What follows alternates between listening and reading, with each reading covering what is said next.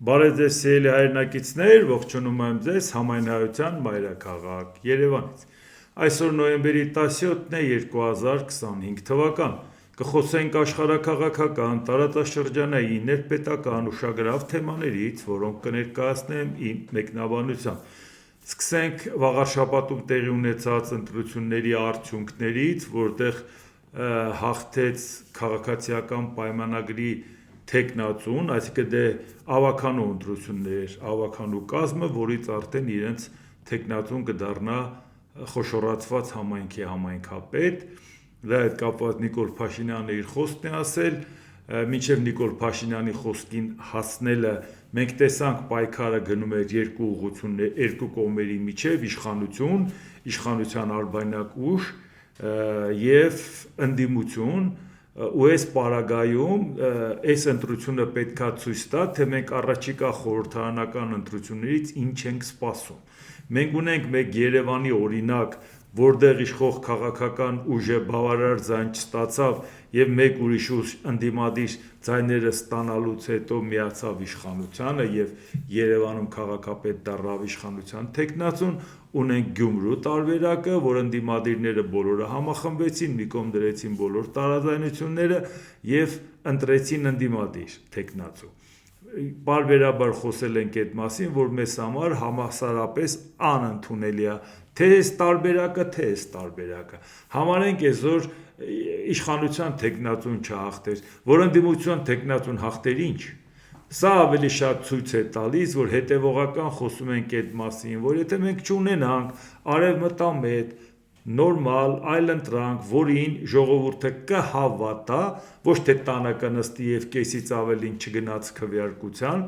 արդյունքում պայքարը գնաց այս ուժերի մեջ, որ որն էլ հաղթեր, իմ պատկերացմամբ մեր ժողովրդի համար դա հաղթանակ չէ, այլ պարտություն է, որտեղ ով է հաղթում։ Իշխող քաղաքական ուժը կամ նախկինները կամ ռուսամետ ուժերը։ Ինչ սպասենք մենք դրանից, եթե դա նույնը փորձում են պատկերացնել, որ լինելու է խորհրդարանական ընտրությունների ժամանակ։ Այո, դրա համար երբ որ պարբերաբար ասում ենք, որ պետք է ունենանք այդ այլընտրանքը, ես նաև դրա անհրաժեշտության հետ կապված ասել եմ, որ ես ինքս կողմ եմ մասնակցելու այդ ընտրություններին, պատասխանատվությունից բեռից խուսափող չեմ, պաշտոնի մեռածել չեմ։ Եթե ինձ հանրությունը կվստահի, ես կկազմակերպեմ դա, եթե կվստահի մեկ ուրիշին, ուրեմն իմ համեստ ուժերի ներածի չափով կաջակցեմ այդ մեկ ուրիշին։ Բայց եթե մենք հիմա նույնիսկ այս ընտրություններից դասեր չենք քաղում, թե ինչ է մեզ սպասում խորհրդարանական ընտրություններին, էլ ինչ ասենք։ Ասում ենք, որ այսա է տեղի ունենալու, որովհետև եթե չի մասնակցում նորմալ այդ այլընտրանքը, որ ասի մեր երկրի ապագան սա է, ոչ թե Նիկոլ Փաշինյանը եւ ռուսամետ ուժերը իրար մեջ կռվեն Վլադիմիր Պուտինի օրակարգը սպասարկելու համար, ով ավելի համոզիչ կսպասարկի, այս իրավիճակում աշխարհում են ինչ որ կատարվում է։ Եվ այս պարագայում ավելի պարզ ոնց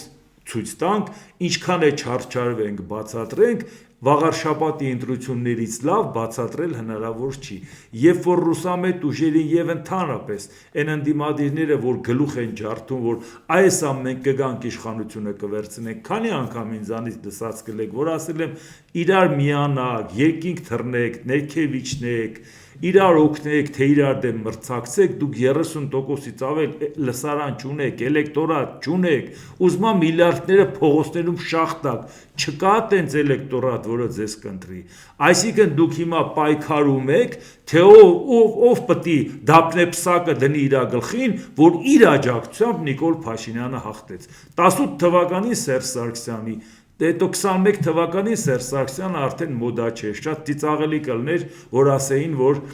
Սերժ Սարգսյանից վախենալով ժողովուրդ ընտրեք Փաշինյանին։ Գնացին ընտրեցին,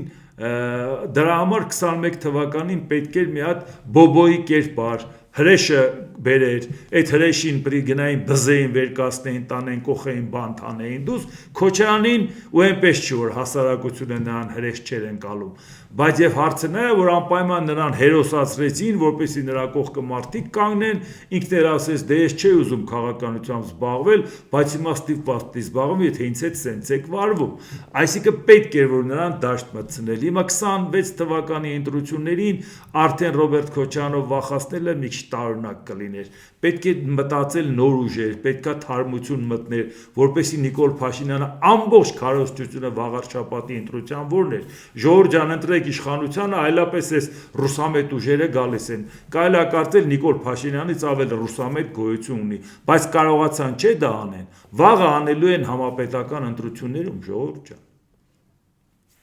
էսա հիմա ավելի ակնհայտ էլ ոնց բացատրենք, ինչ ջանքեր գործադրենք բացատրելու, ավելի ակնհայտ չենք բացատրի, քան հիմա տեսակ վաղար շաբաթի ընտրությունները, դրա համար մտածեք, կողմնորոշվեք, հասկանանք ինչ ենք անում, որ մեր երկիրը այս թակարդից դուրս գա, որի մեջ հիմա ընկած մի քանի ամիս հետո գնալու է ընտրության, թե չէ անդադ ասում են, դե մի բան անենք, ախր սենց ոնց կլի, սենց ոնց կլի, հա ժողովուրդ ջան, տեսնում եք ֆանտաստիկ վարչական ռեսուրսա ծախսում իշխանությունը, իսկ ֆինանսական ռեսուրսի պակաս իրանք չունեն, տեսնում եք ֆանտաստիկ ռեսուրսա ծախսում ընդդիմությունը, տեսնում եք ինչ է կատարվում, այդ ամբողջի ծախսածի մի տոկոսը բավական է արդյունավետ աշխատանք տանելու համար, բայց պետք է կարողանաս նորմալ ձևով մասնակցես ու այդ ամեն ինչը անես, եւ նաեւ ամենակարևորը օրինական ձևի մասնակցես, որ իշխանությունները մեծ հաճույքով ցանկացած պարագայում մի բան ալի կարան ասեն գնացեք կալանավորեք, այն դեպքում երբ որ իրանք հազարով ուրիշ խախտում անում են, բայց իրանք գործի նկատմամբ որևէ վերաբերմունք, ինչպես տեսնում եք, իրավապահ համակարգը չունի։ Հիմա տեսնենք Նիկոլ Փաշինյանը ինչ ա գրել այդ ընտրությունների հետ կապված, կետ առ կետ նայենք, որտեղ այդ բոլորը վերաբերվում է առաջիկա ընտրություններին։ Ուրեմն համայնքի ժողովրդին ասում, դուք համայնքի ղեկավար ընտրեցիք քաղաքացիական պայմանագիր կուսակցության թեկնածու Արգիշտի Մեխակյանին, հաստատելով, որ խաղաղ, բարեկեցիկ եւ ժողովրդավարական Հայաստանի Հանրապետությունը մեր նահատակների հիշատակը հավերժացնելու լավագույն միջոցն է, նրանց հիշատակին մատուցող մեծագույն տուրքը։ Այսինքն դու ընտրել ես տեղական ինքնակառավարման մարմնի ղեկավար, բայց քանի որ դա քաղաքացիական պայմանագրի թեկնածուն է, այս ամբողջը այդ արդյունքում Փաշինյանը ներկայացնում, որ դուք ընտրելով բանը ղեկավար, համայնքի ղեկավար, դուք այս ամբողջ քաղաքացիական պայմանագիր կուսակցության քաղաքականությունը ուրեմն աջակցում եք։ Երկրորդը, աներկբա աջակցություն ցուցաբերեցիք մեր պետականությունը, անկախությունը, ինքնիշխանությունը, ազատությունը ուժեղացնելու քաղաքացիական պայմանագիր կուսակցության ռազմավարությանը։ Հասկացաք ժողովուրդ ջան, գնալով վաղար շաբաթում ձայն տալով քաղաքացիական պայմանագրին, դուք այս ամեն ինչը Նիկոլ Փաշինյանի քաղաքականության սատարեցիք ուրեմն։ Երրորդ, ձեր ընտրությամբ կարևոր լիցք տվեցիք մեր սրբության սրբոցը Մայրաթոր Սուրբ Էջմիածինը Կտրիչ Ներսիսյանից ազատելու գործընթացին։ Այն որ Կտրիչ Ներսիսյանը պետք է Մայրաթորում չլիներ, այդ շատ ենք խոսել, ընտրված օրվանից պետք է չլիներ։ Գիտենք թե ոնց է ընտրվել եւ այլ եւ այլ։ Եվ գիտենք նրա կապերը Ռուսաստանի հետ, բայց խնդիրը ուրիշ է։ Այս վերջերս Նիկոլ Փաշինյանը գնում է տարբեր տեղեր պատարակի, ասում են բայ պետք է գնաս Էջմիածին, բա խոստացել էր գնաս, բա մինչև բավարար չափով մաքրվեմ, որ նոր պետք է գնամ։ Փաստորեն այս ընտրություններով ասում եք մենք աշխարհիկ պետություն ենք։ Այսինքն վաղար շաբաթի ավականու ընտրությամբ Նիկոլ Փաշինյանը արդեն մաքրվեց։ Հա, կարող է մի անգամից սրբադասենք իրան, ժողովուրդ ջան, վռազներս ինչ է, արագ մի անգամից դնենք, հայոց սրբերի շարքին դասենք, որտեղ ինքը արդեն այդ ընտրությամբ ստացավ իրավունք, այսինքն բավարար չափով մաքրազարդվեց ինքը։ Այդ պատարակը իրան պետք չէ, ինքը սպասում էր վաղար շաբաթի ընտրություններից նայ ռիսկանի գրոհի, թե չէ։ Հիմա արդեն բացատրում է, որ փաստորեն այդ քայլը կատարեց, հիմա արդեն կարա Մայրաթորի գրոհելը արդարացնի, արդեն ինքը բանա մաքրվել է։ Հետո գնահատեցիք նախորդ շրջանում քաղաքացիական պայմանագրի կատարած աշխատանքը ձեր համայնքում եւ ներողամիտ գտնվեցիք թույլատրված սխալների համար, ուզում եմ այդ սխալների համար ներողություն խնդրել։ Բայց շարունակությունը քաղաքացիական պայմանագիր կուսակցության իմ բոլոր գործընկերներին եմ շնորհավորում, Հայաստանի բոլոր քաղաքացիներին եմ շնորհավորում 2026 թվականի համապետական ընտրությունների այս հնչյուն նախերգանքի համար։ Պարզ է։ Վաղաշաբաթի ընտրությամբ ինքը համարեց, որ իրանք արդեն գնում են հաղթելու։ Ավելի պարզ ոնց բացատրի իրանց մտադրությունը, ավելի պարզ մենք ոնց բացատրենք, որ եթե այդ այլընտրանքը չլինի, Նիկոլ Փաշինյանը կանցնի կամ նրանք կասնեն, արդյունքում մեր երկրի վիճակը կլինի շատ վատ, որովհետև նախկիններին էլ ենք տեսել, այս իշխանությանն էլ ենք տեսնում, բացի դրանից Ռուսաստանի հետ հարաբերությունները խորացնելու այն ծրագիրը, որը իշխանություններն են տանում եւ ռուսամետ ուժերն են տանում, դա խայտառակությունը աշխարհաքաղաքական այս իրավիճակում։ Եթե չասենք չափազանց վտանգավոր։ Հիմա ընտրությունը մերն է, ժողովուրդ ջան, նորից եմ ասում, կօգնեք, օգնեք, կասեք գիտեք ինչ, մենք գտնում ենք, որ այս մեկն ավելի հարմար է, ես տեսնեմ, այդ է ձեր պատկերացումը, ցանկացած ձևաչափ ընդունելի է, եթե համախոհ որևէ մեկին վստահեք, մի անգամ չի, որ այդ մասին խոսել ենք, բայց մի բան պետք է անել, արդեն հասկանում եք, չանելու դեպքը այնա տեսնում եք վաղ շաբաթի ընտրություններ։ Իսկ հիմա նայենք աշխարհում ինչ է կատարվում։ Ուկրաինական պատերազմը լավ գիտեք, որ թիվ 1 իրադարձությունն է, դրանով պայմանավորված է նոր աշխարհակարգը։ Եվ դրանով պայմանավորված է նաև Հայաստանի ապագան, որովհետև խոսել բալանսավորված քաղաքականության մասին եւ ասել մենք բալանսավորում ենք Ռուսաստանի հետ էլ, Ուկրաինայի հետ էլ, Արևմուտքի հետ էլ, ոնց կարող ես Դայիճի եւ Զոհին բալանսավորես։ Ոնց։ Ինչ աշճանի անսկզբունք պետք է լինես, որ Դայիճին ու Զոհին բալանսավորես։ Իսկ ոնց ես դու պատկերացնում։ Հավասար երկուսի հետ էլ լավ ենք։ Չի կարող տենց բան լինի։ Առավելևս մենք տեսնում ենք, որ ինչքան զուսպ, ինչքան զգույշ են Ուկրաինայի հետ հարաբերություններում։ Շատ զգույշ է։ Անկամ այդ ցորենը, որ գոնե մասնավորներ ընդունելու, առնելու, պետությունը կարող էր նպաստել, բայց ասել ես ինչ կապ ունեմ մասնավորն առնում, սկի այդ հարցում քայլեր չեն անում։ Պետությունը շատ հանգիստ կարող էր հրապարակային չբանակցել, ոչ հրապարակային խոսել, թե կտակ համապատասխան փոխհատուցում, որպեսի հարմար գնով հասնի Հայաստան, մի մասնավորը թող վերցնի Ռուսաստանից, մի մասնավորը Ուկրաինայից, Ղազախստանից կարելի է, Ռուսաստանից կարելի է, Ուկրաինայից չի կարելի։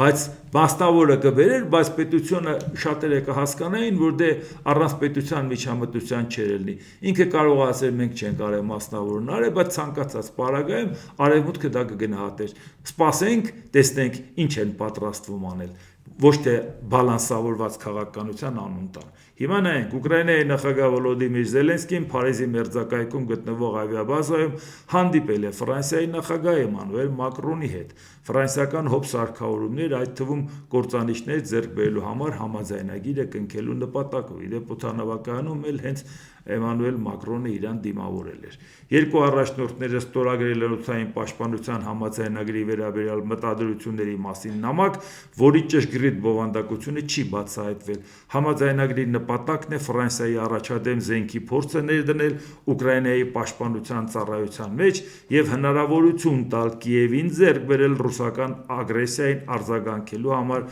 անհրաժեշտ համակարգերը։ Հիմնական նպատակն է ապահովել, որ Ուկրաինան ունենա բավարար երկարաժամկետ ռազմական եւ տնտեսական օգնություն, իսկ բանակը բավականաչափ ուժեղ պահելու համար կանխելու Ռուսաստանի ցանկացած ապագա հարձակում։ Համաձայնագրի ստորագրումից կարճ ժամանակ անց Զելենսկին ասել է, որ Կիևը մտադիր է Ֆրանսիայից գնել 100 Ռաֆալ ինքնաթիռ, ինչպես նաև հնարավոր է ստորագրվեն ավելի շատ SAMP հակաօդային պաշտպանության համակարգերի մատակարարման վերաբերյալ պայմանագրի։ Ինչու այդքան ավելի երկար կարդացի, որովհետև խնդիրը վերաբերում է այն բանին, որ հիմա տեսեք, մենք էլ Ֆրանսիայի հետ գործընկեր ենք, մենք էլ հասկանում ենք, որ Եվրոպան իր անվտանգության խնդիրները լուծում է։ Մենք այսօր Նիկոլ Փաշինյանը ոգևորված ազգային ժողովի բարձր ամբիոնից ասեց, որ մենք 8 միլիարդ 11 ինչ ենք արել, զենք ենք արել, մի հատ էսենց վանկերի բաժանած զենք ենք արել։ Լսեցինք։ Բայց նաև ուրիշ բան տեսանք, չէ՞։ Դուք տեսնում եք, թե ինչպիսի դժվարությամբ են կարողանում տիրապետել ժամանակակից տեխնիկային։ Քանի անգամ ենք այդ մասին խոսել։ Ուկրաինան մինչև չի ուղարկում համապատասխան մարդկանց, մինչև այդ մարդիկ համապատասխան որակավորում չեն ստանում, F-16 կործանիչը Ուկրաինա չի մտնում։ Գործնականում օդաչուն կործանիչի հետ է գալի։ Քանի դա ինքը վարժ քշել չգիտի, այդ սարքավորումը չի մտնի։ Այդ բոլոր համակարգերը, որոնք Ուկրաինային տրվում են, այդ մարդիկ բավական լուրջ ձևով անցնում են ուսուցում են անցնում։ Պատահական չէ, քանի անգամ ենք այդ մասին խոսել, որ ինչա հայ մարսական ատակամսն նորություն է, Ամերիկայի Միացյալ Նահանգները չի օգտագործել դա Իրաքում, չի օգտագործել Աֆղանստանում, բայց այսպիսի հաջողություններ չի ունեցել, չէ՞։ Այդ հաջողություններն ինչից է եկել։ Հաջողությունն եկել է նրանից, որ ուկրաինացիները բավարար չափով որակավորում են ձեռք բերել եւ շատ արդյունավետ դա օգտագործում են։ Այն աշճանի արդյունավետ, որ Ամերիկայի Միացյալ Նահանգներն արդեն զարմացել, թե էստի լավ զենք ունի։ Շարունակենք դրա արտադրությունը, այսինքն իմաստել չունի մտածել։ Չնայած ամեն անգամ մոդիֆիկացնում են, բայց իրանք էլ են զարմացած այդ հաջողություններից։ Հիմա շատ հարցերում ուկրաինացիներին են հարցնում։ Իսկ նույն հաջողությամբ Հայաստանում էլ են, չէ՞, այդ հարցերը տալի։ Ասում են, այդ Սու-30-ները բերեցիք, նկարվեցիք, հասկացանք։ Եթե դա մեզ այսօր պետք չի, ինչի ենք բերել։ Պատերազմ պետք չկավ, ինչի ենք բերել։ Եթե Ռուսաստանը այսօր շատ ծանր վիճակի մեջ է, Իրան տեխնիկա է պետք, հետանք մեր փողը թող տա։ Էսկի են փողերը միջև մի չի տվել, որի զենքը պետք է տար։ Էդ է Ռուսաստանը։ Դրա հետ ենք բալանսավորում, ժողովուրդ ջան։ Կարող է մտածենք, լավ, ոչինչ, այսօր պետք չի գա, վաղը պետք է գա։ Վաղը կարող է ուրիշ կործանիչ մեզ պետք է։ Մեր ինչին է պետք Ռուսաստանինը։ Վաղը մյուս օրը 1000-ը մի իրավիճակ փոխվելու դեպքում։ Ցանկացած տեխնիկա 8 միլիարդի տեխնիկան որ բերես, առաջի հերթին մենք պետք է մտածենք բավարար փորձառություն ունենք, թե չէ։ Կամ էլ թե չէ, լեգապատառ ու գլխապատառ ասենք բոլոր տեղերից բերում ենք։ Դուք ընդհանրապես պատկերացնում եք այդ ստորաբաժանումները, մի բան Ֆրանսիայից, մի բան Ամերիկայից, մի բան Հնդկաստանից, մի բան չգիտես որտեղից, մի բան Ռուսաստանին մնացած։ Դուք պատկերացնում եք այդ գժանոցը։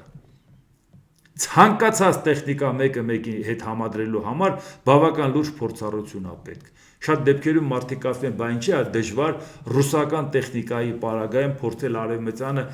համադրել կամ առանձին ստորաբաժանումներ պետք է անես, որովհետև շատ դժվար է բերել միասին մի ստորաբաժանման մեջ դրանք համադրել։ Իսկ հիմա խոսել 8 միլիարդ զենքի մասին, որ տեսեք բերել ենք, մենք դրա դժվարություններն էլ ենք, չէ՞, պատկերացնում։ Մենք ունենք նման որակավորում, դա էլ պետք է մենք հասկանանք, չէ՞։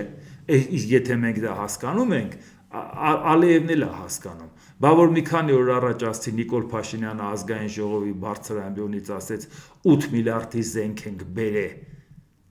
Եվ Ադրբեջանից վայնասուն չլսվեց։ Մինչև այսօր է չի լսվել, չէ՞։ Ինչի մասին ասեք խոսել են։ Հայաստանում ինչի մեջ ասեք մեղադրել են, բայց ինչպես տեսնում եք զենքի հարցում ծպտունները դուրս չի գալիս, որտեղ իրանք հրաշալի գիտեն այդ զենքը ումից ենք բերել եւ ինչ ունակություններ ունենք այդ զենքը օգտագործելու, որտեղ էլ պահել ենք։ Այս է ցավալին։ Դրա համար նույնիսկ Ֆրանսիայի պես երկրի կամ Ուկրաինայի, որը ինչպես տեսնում եք, ինչպիսի աջակցություն է ստանում, մենք անգամ այդ փորձը չենք ուսումնասիրում։ Գերմանիայի պաշտպանության նախարար Բորիս Պիստոլյուսը հայտարարել է, որ սկզբում ենթադրվում էր, որ զինված հակամարտությունը ՆԱՏՕ-ի եւ Ռուսաստանի միջև կսկսվի 2029 թվականին, սակայն որոշ ռազմական փորձագետներ այժմ կարծում են, որ այն կարող է տեղի ունենալ արդեն 2028 թվականին։ Որոշ ռազմական պատմաբաններ նույնիսկ կարծում են, որ մենք անցկացրել ենք մեր վերջին խաղաղ ամառը, նշել է Պիստոլյուսը։ Պաշտպանության նախարարը նշել է ՆԱՏՕ-ի ամրապնդման անհրաժեշտությունը, որպեսզի դաշինքը պատրաստ լինի Ռուսաստանի դեմ հնարավոր ռազմական գործողություններին։ Պիստոլյուսը պարզաբանել է, որ ՆԱՏՕ-ն ունի զգալի զսպման ներուժ, այդ թվում միջուկային զենք, սակայն նրա զինված ուժերը կարիք ունեն լրացուցիչ հագեցվածության։ ՆԱՏՕ-ի գրեթե բոլոր անդամ երկրները պարտավորվել են մինչև 2035 թվականը պաշտպանական ծախսերը հասցնել ՀՆԱ-ի 5%-ի։ Բորիս Պիստոլյուսը բավական լուրջ պրոֆեսիոնալ է ու պատահական չի, որ Օլաֆ Շոլցի ադմինիստրացիայի ինքը պաշտպանության նախարար էր, բայց Ֆրիդրիխ Մերսը եկավ եւ նրան պահեց, հասկանալով որպես շատ փորձառու, շատ որակով մասնագետ։ Այսինքն ինքը եթե սա ասում է, նրա ասածը բավական լուրջ են ընդունում, թե հակառակորդները, թե համախոհները։ Եթե նույնիսկ մտածենք, որ պաշտպանության նախարարը չափազանցնում է ու Ռուսաստանը չի պատրաստվում ՆԱՏՕ-ի վրա հարձակվել, իսկ ինքն էլ մտածում է, իսկ Ռուսաստանը այդ 100,000-ավոր զինվորներին, որ վարձել տարել է, մտցրել է Ուկրաինա, ինքը որ պատերազմն ավարտի, ինչ անելու իրանք էլ են, չէ՞ հասկանում, որովհետև Ռուսաստանի պարագայում չպատերազմելը այլևս անխուսափելի է։ Նրա համար այդ պատերազմը անհրաժեշտություն է։ Ասել որ Ուկրաինայը վերջացնի Հայաստանի վրա է հարձակվելու, Հայաստանը ինքը գրավելու պրոբլեմ չունի։ Հայաստանի վրա 100,000-ավոր զինվոր չի օգտագործելու, ռուսական բազան հերիք չի ստեղել այնքան մարդ կա, որ աղոհացով ռուսներին կդիմավորեն։ Չէ, կգնա ռուսների ձենքը կվերցնեն, մեր դեմ կկռվեն, ռուսների կողմից։ Այդ գիտենք, այդ նորություն չի, այդ մենք մեր գլխի գալիքը գիտենք այդ ուղղությամբ։ Բայց ի վերջո Եթե ինքը սա ներկայացնում է իր հասարակությանը տրամադրում է Ռուսաստանի հավանական վտանգը, այսինքն չխաբվեք նրա վրա, որ ուկրաինական պատերազմը կարող է այսօր վաղը ավարտվի։ Եթե նույնիսկ մեկը ասի, մի քանի ամսից մեկը ասի, մի տարուց, միևնույնն է ինչ ուզում է լինի, Ռուսաստանը պետքա շարունակի։ Իսկ դա այն Ռուսաստանն է, որը մեր դաշնակիցն է։ Դա այն Ռուսաստանն է, որ Փաշինյանի աղբերն է։ Դա այն Ռուսաստանն է, որի այդ հարաբերությունները մշտապես խորացվում են։ Եվ նույնիսկ Ամերիկայի հետ կնքված պայմանագիրը նպաստեց Ռուսաստանի հետ հարաբերությունը ավելի խորացնելու։ Այս դասագրքերով մենք գնում ենք 2026-ի ընտրություններին, ժողովուրդ ջան։ Ռուսաստանի նախագահի խոսնակ Դմիտրի Պեսկովը Գերմանիայի պաշտպանության նախարարության ղեկավարի հայտարարության մասին ինչ է ասում։ Ռուսաստանում ՆԱՏՕ-ի հետ առճակատման կողմնակիցներ չկան, բայց մենք ստիպված ենք եւ պետք է միջոցներ ձեռնարկենք մեր օրինական շահերը ապահովելու համար։ Նման ռազմատենչ հռետորաբանությունն ավելի ու ավելի հաճախ է լսվում եվրոպական մայրաքաղաքներից։ Հիմա նախ Ռուսաստանի ոչ մեկը չի հավատում, նա ինքը ասում է եղբայրական Ուկրաինայի վրա չեմ հարձակվելու, տեսանք արդյունքում ինչ եղավ։ Այն դեպքում, երբ որ ինքը մի քանի միջպետական պայմանագիր կար, մի հատ միջազգային պայմանագրեր կար տարածքային ամբողջականությունը ճանաչելու։ Բայց եւ միևնույն ժամանակ հիմա եթե համարենք, որ իսկապես ինքը մտածում է, որ մենք գլխներիցս զերծ չենք վերցրել ՆԱՏՕ-ի վրա հարձակվենք, չէ՞։ Բայց հետո զարմանում եք, որ մենք ուզում ենք Հայաստանը ՆԱՏՕ-ի անդամ լինի։ 20 տարի է ուզում ենք։ Ուզում ենք, որովհետև մտածում ենք, որ եթե Հայաստանն էլ ՆԱՏՕ-ի անդամ լինի, Ռուսաստանը գլխից ձեռ չի վերցրել ՆԱՏՕ-ի անդամ Հայաստանի դեմ այդ քայլերն անի։ Առավել ևս, որ Վրաստանը ինքը ՆԱՏՕ-ի հետ կապված հանրաքվե արէ։ Եվ մենք մտածում ենք համահունչ թեվով այդ քայլերն անելու։ Վրաստանը հիմա ժամանակավորապես կարող է շեղված լինի այդ գծից, բայց չմոռանանք, որ այդ մարտիկ 2008 թվականի հունվարի 5-ի ընտրությունների ժամանակ նախագահական 77% հասարակությունը ձայն տվեց ՆԱՏՕ-ի անդամակցությանը։ Այն դեպքում, երբ որ նախագահը 1050 քանի տոկոս ձայն հավաքեց։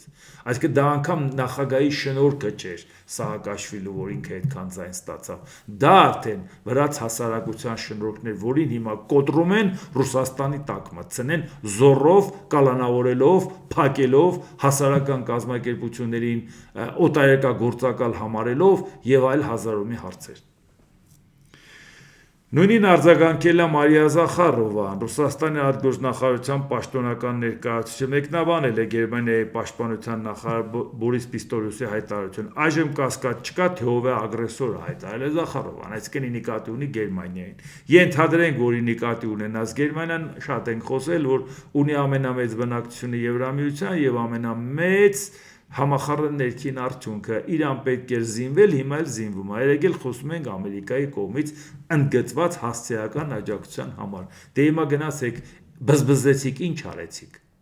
Ինչ արեց Ռուսաստանը իր գլխին, ինչ սարքեց։ Հիմա բողոքում եք, որ հա, այդպես իրանք ագրեսոր են։ Իսկ հիմա նայենք ԱՄՆ նախագահ Դոնալդ Թրամփն աջակցել է Ռուսաստանի հետ համագործակցող բոլոր երկրների նկատմամբ պատժամիջոցներ կիրառելու օրինագծին։ Սա երևի այն քայլերից է, որը շատ ողջունելի է, համարենք, որ Դոնալդ Թրամփը վերջապես իր մեջի վախը ընդդեմ Ռուսաստանի, սերը ընդդեմ Պուտինի կարողացել է մի քիչ գոնե զսպել, եթե այս քայլը անի, դա շատ լուրջ, շատ ծանրակշիռ քայլ է։ Ու նույնիսկ որակական չպետք է չափել, թե դրա ազդեցությունը ինչ չափ է անելու։ Որակը չափվում է նրանով, որ ի վերջո դու գնում ես հետևողական այդ քայլերի։ Ով որ առնում է Ռուսաստանից նավթ, ասենք մի առ, մենք քեզ այլընտրանքային ուրիշ տարբերակներ կտանք։ Ով որ Ռուսաստանի հետ համագործակցում է, նրա համար խնդիրներ ստեղծենք։ Այս է, որ Ամերիկայի Միացյալ Նահանգները պետք է անի, շատդաունն էլ ավարտվել է, Ուկրաինայի զենքերն էլ տվեք, արդյունքը կտեսնեք։ Փաստաթուղթն այժմ քննարկվում է կոնգրեսում։ Ինչպես գիտեք, ես սա առաջարկել եմ, որպեսզի Ռուսաստանի հետ գործարք կնքող ցանկացած երկիր ենթարկվի շատ խիստ պատժամիջոցների, ասել է Թրամփը։ ԱՄՆ նախագահը հավելել է, որ Իրանի տնտեսական գործընկերները կարող են ենթարկվել նմանատիպ պատժամիջոցների։ Կոնգրեսը կարող է օրինագծի քննարկման ընթացքում արգելք ավելացնել Թեհրանի հետ համագործակցության վրա։ Թեհրանը ինչքան էլ ձգի ինչ ուզում անի, ստիպված անելու Ամերիկայի Միացյալ Նահանգների հետ հարմարվել, որովհետև այսօր Թեհրանը այն ուժը չունի, որ կոնֆրոնտացիայի գնա Միացյալ Նահանգների հետ։ Ինչքան ուզում է ինքը ասի, ես Իսրայելին հարվածեցի եւ այս ի վիճակի եմ հարվածել, չմոռանանք, որ Իսրայելին հարվածեց, այո, ծանր հարվածներ հասցրեց, Ամերիկայի Միացյալ Նահանգները անմիջապես եկավ օգնության եւ իրավիճակը շտկվեց։ Հիմա Ամերիկան չի թողի, որ Իրանը ավելի այդպիսի ծանր հարվածներ հասցնի Իսրայելին, կանխարգելիչ ավելի արագ հարվածներ կհասցնի։ Դրա համար այսօրին կամած ոնց որ Իրանը հասկանում է, որ պետք է ինքը հետ քայլ կատարի, ցույց տա, որ չեմ պատրաստվում հարստացնել միջուկային զենք։ Մենք շատ ուշադրությամբ պետք է հետևենք Ամերիկայի Միացյալ Նահանգների Իրան փոխհարաբերություններին, դրանով պայմանավորված է մեզ համար նաև շատ խնդիրներ։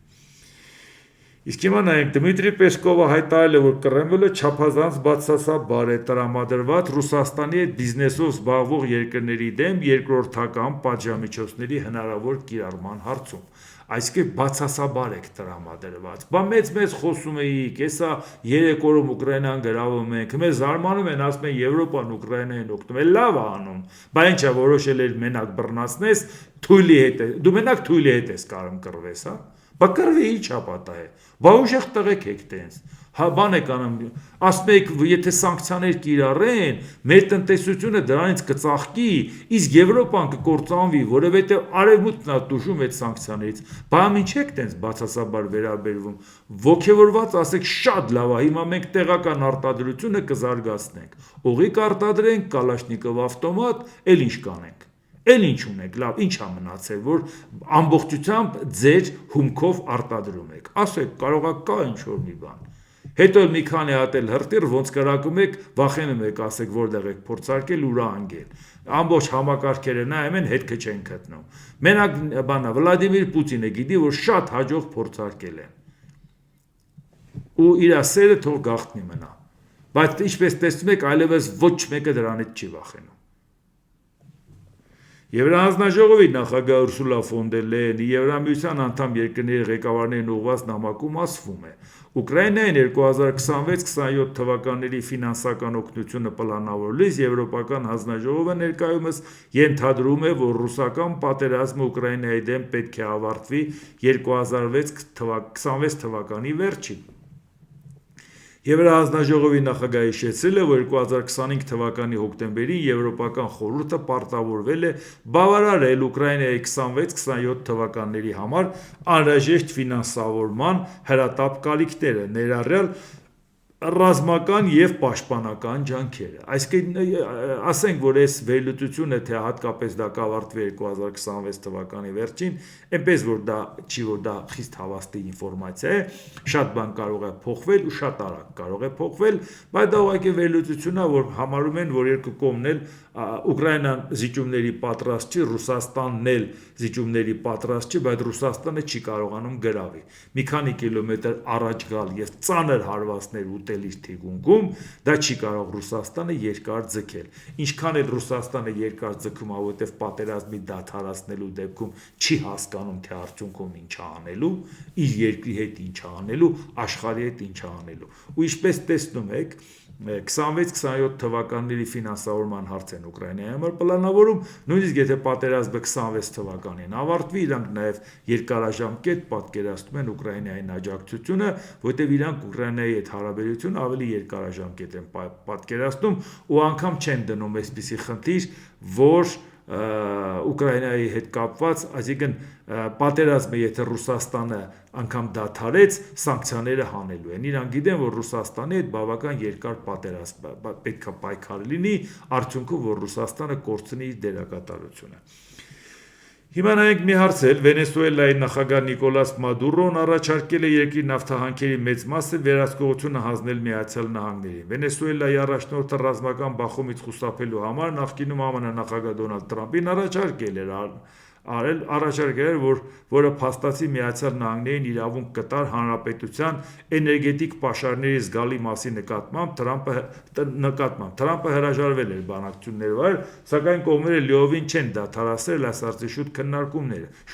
եւ Տրամպը արդեն նոր բան ասել, որ այնուամենայնիվ պատրաստ են դրա հետ կապված։ Մենք կարող ենք, ասել է Դոնալդ Տրամպը, մենք կարող ենք որոշ բանակցություններ վարել Մադուրոյի հետ եւ տեսնել թե ինչ կլինի։ Նրանք կցանկանային խոսել։ Իհարկե ամենամեծ պաշարն ունեցող նավթի պաշար ունեցող Վենեսուելան, որ տենց իր երկիրը կանգնացնում է չքավորության շեմին եւ այդ երկիրը նորմալ ձևով չեն կարողանում զարգացնել, թմրանյութերի առևտուրը, թմրանյութերի արտադրությունը խայտառակ վիճակի է հասել եւ այն էլ Ամերիկայի քթի տակ, այն էլ մի հատ էլ ինքը մտածում է, որ ինքը կարող է ամենամեծ հումքային պաշար ունեցող երկիր Ռուսաստանի հետ է ինքը գործընկեր եւ այլ դիկտատորական պետությունների եւ իսկ ինչի պետք է տենց չլինի, որ եթե ինքը շատ նավթի պաշարներ ունի, ինչի պետք է իր երկիրը սողամարտ չլինի, որ եթե ինքը պատկերացնում է, որ ինչ իմաստ ունի երկիրը զարգացնել, եթե կարելի է թալանել, ապրել, ժողովուրդն է թող սովամահալ է, այլ ոնց էլ ինչ կլներ, դրա համար ինքը հույս ուներ, որ Ռուսաստանը, Չինաստանը կօգնեն ինքը Ամերիկայի դեմ կպայքարի, բացատրեցին, որ խելք հավաքի տղա ջան, Ամերիկայի դեմ ոչ մեկը դուրս չի գալու։ Իմը ստիպված ինքը առաջարկներ անում կոմպրոմիսի գնա Դոնալդ Տրամպի հետ։ Իհարկե Դոնալդ Տրամպը անկախ նրանից ինչ դրդապատճառներով Վենեսուելայի նավթի պաշարներն է պատճառը, թե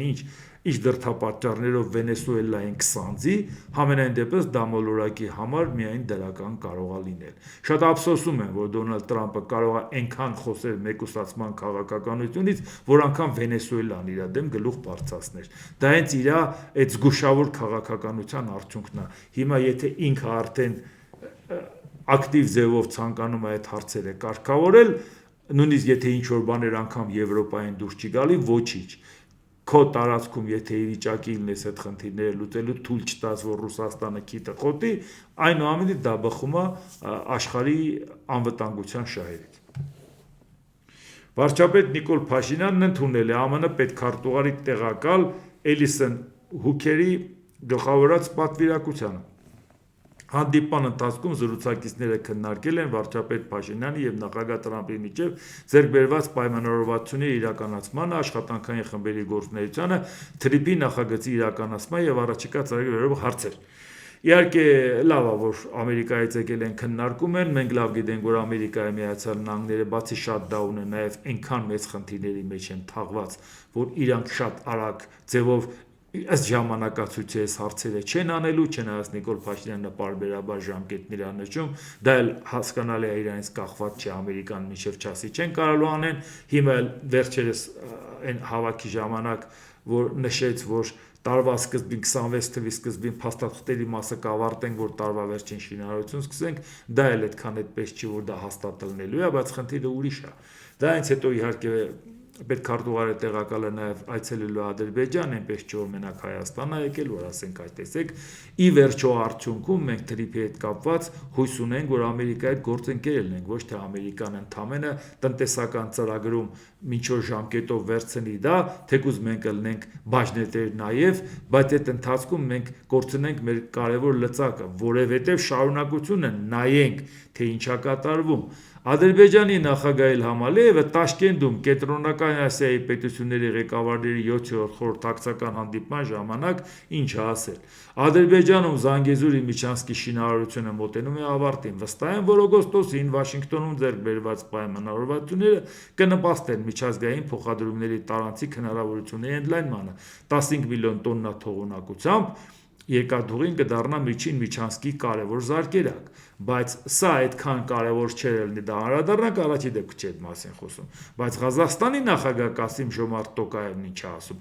այսօր մենք պատմական որոշում ընդունեցինք մեր ձևաչափին Ադրբեջանի լիիրավ անդամակցման վերաբերյալ, հայտարարել է Ղազախստանի նախագահը Կենտրոնական Ասիայի երկրների ղեկավարների 7-րդ խորհրդակցական հանդիպման ընթացքում, որը անցկացվել է Կենտրոնական Ասիա գումարած Ադրբեջան ձևաչափով։ Տոկաևը վստահություն է հայտնել, որ նոր կարգավիճակում Ադրբեջանը զգալի ներդրում կունենա տարածաշրջանային հաղորդակցության ամրապնդման գործում։ Հիմա ուշադրություն, այս 5 պետությունը գնացել էին Թրամփի մոտ, այս 5 պետությունը ցանկանում էին Կենտրոնական Ասիա գումարած Ամերիկա ձևաչափով շատ խորը ձևով համագործակցության ծրագրեր մշակեն, անգամ փաստաթղթեր ստորագրեցին Միացյալ Նահանգների հետ գործընկերության։ Հիմա այս 5 պետությունը մեկ էլ Ադրբեջանին ասում են եկեք 5 գումարած 1 սարքենք, դու մեր լիիրավ անդամը դառի։ Այսինքն Ամերիկայից հարմար պայմանավորված Տրամփի հետ եկել են ու անմիջապես Ադրբեջանին իրանցով են անում։ Իսկ մեր մտավախությունը նաև կայանում է դրանում։ Ամերիկա, Կենտրոնական Ասիայի գործընկերներ, Ադրբեջան, Ամերիկա, այդ ընթացքում մենք ընդհանրապես տարած տրամադրողն ենք ելնելու։ Մենք ոչ այդ ձևաչափի, ոչ այն ձևաչափի գործընկերը չենք։ Դրա համար այդ մտավախությունը ունենք։ Անվտանգության երաշխիքներ մեզ Տրամփը չի տվել, բացի դրանից էլ այս բիզնես պրոյեկտի մեջ մենք հավասար գործընկեր չենք, պարտնյոր չենք, էլի Ամերիկայի համար։ Ամերիկայի համար պարտնյորա Թուրքիան, Ադրբեջանը, Կենտրոնական Ասիայի երկրները, այսինքն մեր տարածքով կանցնի, բայց դա ընդհանրապես ինչ-որ գումարներ մեզ կգա, բայց արդյունքում մենք կկորցնենք այն լծակը, եթե չկարողանանք հասնենք նրան, որ մեզ գործընկեր ճանաչեն։ Իսկ հիմա Ղազախստանի նախագահ Կասիմ Ժոմարտ Տոկաևի հրավերով Հայաստանի վարչապետ Նիկոլ Փաշինյանը նոյեմբերի 20-ից 21-ը պաշտոնական այցով կմեկնի Ղազախստանի մայրաքաղաք։ Տեսնենք, թե այդ հանդիպման ժամանակ երկկողմանի հարաբերությունների կարգավորման հարցում ինչպիսի հաջողություններ կգրանցի Նիկոլ Փաշինյանը, որ մենք ասենք դոչի Ժորժ ջան, պետք չի անհանգստանալ 5 պետություն գումարած Ադրբեջան, մենք էլ գնացինք ոնց որ թե մեր հարցերը լուծեցինք։ Աշները ստենա, որ այդ հարցը իսկապես լուծած է։ Նոր կասենք լավ, ոչինչ, ինչ որ մի չափով այդ ծրագրից մենք դուրս չենք մնում, որովհետև վատը նա է, որ մեր տարածքով կարող է անցնի, բայց այն ռազմավարական դիրքը, որ մենք ունենք, որ դա մեր տարածքով անցնում, Ադրբեջանն ամեն ինչ անում է, որ մեր դերակատարությունը այդտեղ փոքրանա։ Ընդհանրապես Ամերիկան վերցնի համատեղ ձեռնարկությունը սարքեն, գա Հայաստանի տարածքով անցնի, վերջ։ Վճարումներ կան, իսկ այդ վճարումները եսիմ ինչ չի, այդ ինչա ուրիշ տեղով չի գնում, դերակատարությունը չկորցնենք, որտեղ Ամերիկային տված երկարաժամկետ այդ առիթով եւ այն գործընկերությունը, որ Ամերիկա, Ադրբեջան, Կենտրոնական Ասիայի երկրներ, մենք խաղից դուրս չմնանք։ Դրա համար ենք դրան շատ ուշադիր նայում, որովհետեւ այդ Ադրբեջանը, որի հետ կապված ինչ որ հեռանկարային պլաններ մեծ խաղաղություն է խոստանում, Արևմտյան Ադրբեջան համայնքի նախագահ Միլի Մեջլիսի падգամավոր Ազիզ Ալեկբերլին Բաքվում անցկացված վերադարձի իրավունքը միջազգային խաղաղության եւ համագործակցության համատեքստում միջազգային համաժողովի ընթացքում հայտարարել է միջազգային համաժողով։ Էն Միլի Մեջլիսը հատուկ շեշտում են, որովհետեւ այսինքն իշխող քաղաքական ուժի падգամավոր է ինքը, այսինքն սա պետական ծրագիր է, ժողովուրդ ջան։ Ու գիտեք հարցը որն է, երբ որ այս ամեն ինչը ներկայացնում եք, մեր մոտ ինչ են ասում, լավ ինչ կարիք կա ուշադրություն դարձնել, կարող է դիտավորել Ադրբեջանը դա անում է, որ մեզ ներվայնացնի, այսինքն մեզ հավասարակշռությունից անի։ Իսկ եթե Ադրբեջանը անի, մենք էլ գիտենք, որ մեզ հավասարակշռությունից ուզում է անի, ու մենք էլ բոլորով լռում ենք, պետությունը լռում է, մենք էլ լռում ենք։ Ադրբեջանն էլ միջազգային համաժողով անում, ասում է ժողովուրդ ջան, տենում եք, որ ինչ որ ես առաջ եմ քաշում, Հայաստանի ծպտունը դուրս չի գալու, ուրեմն իմ ասածները սա ճիշտ է։ Ժողովուրդ ջան, այդպես չեն անում։ Շարունակություն հիմա կարդամ, թե ինչ են մեզ ներկայացնում, նոր պատկերացնենք։ Միջազգային իրավունքը հիմք է արևմտյան ադրբեջանցիների իրենց պատմական հողեր վերադարձի համար։ Հիմնական նպատակը մարդկանց իրենց հողեր խաղաղ, անվտանգ և արժանապատիվ վերադարձի ապահովումն է։ Այս ոլորտում միջազգային կազմակերպությունների հետ համագործակցությունը մշտական ուշադրության կենտրոնում է։ Մենք պետք է փաստաթղթերում հատուկ ընդգծել ենք, որ համայնքը հարգում է միջազգային իրավունքի բոլոր նորմերն ու սկզբունքները։ Միջազգային հանրությանը հայտնի է դարձել, որ մեր հայրենակիցների նկատմամբ հայերի կողմից կատարված հանցագործությունները հատել են բոլոր սահմանները։ Եթե դու արդարացնես Ադրբեջանի արած հանցագործությունը, ինքը պետք է քեզ հանցագործ համարի, բայց չգիտեիք ինչ է կատարվում։ Ցավոք, Հայաստանը ոչ միայն հրաժարվում է պատասխանատվություն կրել իր բոլոր հանցագործությունների համար, այլև մերժում է իրենց նախնիների հողերից վտարված ադրբեջանցիների վերադարձի իրավունքը։ Ադրբեջանի նյութական և մշակութային ժառանգությունը ոչնչացվել է հայերի կողմից։ Մենք այս հարցը ներկայացրել ենք բոլոր համապատասխան մարմիններին, այդ թվում ՅՈՒՆԵՍԿՕ-ին։ Համայնքի անընդհատ կոչերին չնայած Հայաստանը դրական արձագանք չի տվել այս հարցին։ Հիմա հասկացաք, ժողովուրդ ջան, որ չի կարելի սա անհետևանք թողնել։ Երբ որ Նիկոլ Փաշինյանն ուզում են ցույց տան, որ մեզ պետք չէ հետևել Ադրբեջանի ասածը, պարզապես իրանք չեն ուզում Ադրբեջանին հակադարձեն, որովհետև Ադրբեջանը պետքա իրանց խոստացել է, որ ընենց կպահենք, որ դու ընտրվես։ Այսինքն դա է պատճառը, որ իրանք ամեն ինչ անելու են, որ Ադրբեջանի խաթրով գնան։ Իսկ Ադրբեջանի խաթրով գնալ նշանակում է զիջումների գնալ։ Շարունակությունը նայենք։ Ալեք Բերլին նշել է, որ այս տարվա օգոստոսի 8-ին Վաշինգտոնում կայացած հանդիպումից հետո հայ հասարակությունը, քաղաքական գործիչները և լրատվամիջոցները սկսել են կեղծ տեղեկություններ տարածել, թե Բաքուն հրաժարվել է Արևմտյան Ադրբեջան վերադառնալու գաղափարից։ Նրանք նույնիսկ պնդում էին, որ Արևմտյան Ադրբեջանի համայնքը կդադարեցնի իր գործունեությունը և այս ուղղությամբ բոլոր աշխատանքները կդադարեցվեն, սակայն Ադրբեջանի նախագահի ելույթը Գիտությունների ազգային ակադեմիայում հակառակն է վկայում, այսպիսով հայերը չեն հասնի իրենց ցանկալիին, ասել է Ազիզ Ալեք Բերլին։ Հիմա հասկացանք, նույն հաջողությամբ մեր իշխանությունները, որ ոչինչ չեն անում գերիների վերադարձի հետ կապված, դա չի, որ փակ հանդիպումներին տարբեր առիթներով այդ թեմայից խոսան։ Հարցը լուծել է պետք, ոչ թե այդ թեմայից խոսել։ Ինչ են ասում, ինչքան որ այդ մասին դուք չխոսեք, ինչքան չշահարկվի, այդքան ավելի հեշտ հարցը կլուծենք։ Չկա տենց բան, դա կոպտագույն սխալ է։ Նայեք, Ուկրաինան Ռուսաստանի հետ պայքարում է, ոչ մի հարցում համաձայնության չեն գալիս, բայց համաձայնվում են գերիների փոխանակման հարցում, որովհետև ուկրաինացին, որը գնում է կռվելու, գիտի, որ իր թիկունքում պետություն է կանգնած։ Ինքը գերի ինգավ, իր հետևից իր պետությունը վիզա դնելու, որպեսի հետ բերի։ Դա նրան տալիս է վստահություն, որ իր թիկունքում պետություն է։ Այնպես որ ասել, որ եթե այդ մասին խոսենք վատ է, 2006 թվականին Համասը առևանգել էր Իսրայելի այդ կապրալին Գելադ Շալիթին։ 5 տարի 4 ամիս պահեցին։ Այդ ընթացքում 5 տարի 4 ամիս Իսրայելը բանակցում էր դրա հետ։ 1027 պաղեստինցի տվեց այդ մի հոգու համար, որտեղ ասեց իմ այդ մի զինվորը ինձ համար շատ թանկ է։ Այն դեպքում, որ 400 հոգու իրանք դատարանով դատել էին պաղեստինցիներին, ասեց ոչինչ իմ մի զինվորի համար։ Դա այո կարող է շոու էր, բայց այդ շոուն արեց մի բանի համար, որ ցանկացած զինվոր իմանա իր պետությունը իր թիկունքին կանգնած է։ Ու հերիք է մարդկանց լռեցնեք, ասեք, եթե մենք այդ մասին խոսենք, ոնց որ խաղաթուղթ եք տալիս Ադրբեջանին, որ ինքը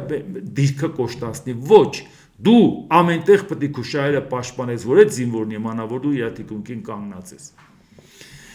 Դե ինչ, այսօր այսքանը, եթե հավանեցիք, սեղմ մեկ լայք կոճակը, բաժանորդագրվեք Էդվարդ Անտինյան յութուբյան ալիքին, սեղմ մեկ զանգակ կոճակը, գրեք մեկնաբանություններ, գրեք հարցեր,